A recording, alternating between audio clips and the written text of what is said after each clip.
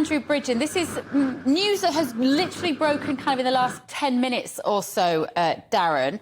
What's happened to him? He's the MP for North West Leicestershire. He's been a very vocal critique of the vaccine rollout programme in the last week, and he's been suspended for 5 days. Are those two issues connected? They're not, because this dates back actually to a couple of months ago, in the sense that the House of Commons authorities had ruled against Andrew Bridgen when it comes to paid advocacy, lobbying, if you like, for example, and not properly declaring it. He had launched an appeal against that suspension for 5 days, and as you say, in the last couple of minutes, it's been confirmed he has lost that appeal. The Commons authorities not convinced that he didn't break these rules. At the time, it was said by the committee that he took a very cavalier attitude to the rules, that he breached them on multiple occasions and in multiple ways, and the Standards Commissioner, Catherine Stone, described it as an unacceptable attack upon the integrity of Parliament. So, as you say, he's been suspended, or will be suspended, for 5 days.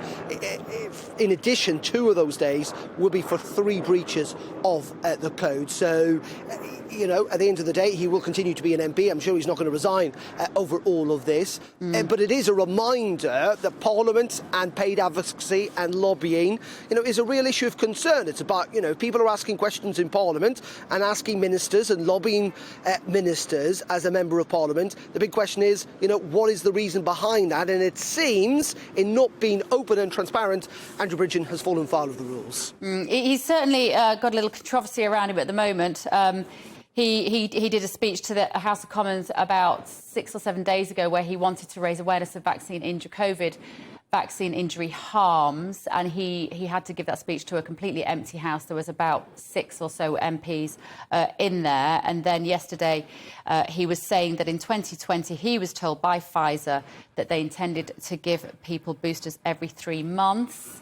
And there's a lot of questions being raised. But I think what you're saying is very important to point out, that what he's been suspended for now is not related to these, even though there might be some people there who are quite glad to think he's not in the House for a week or so.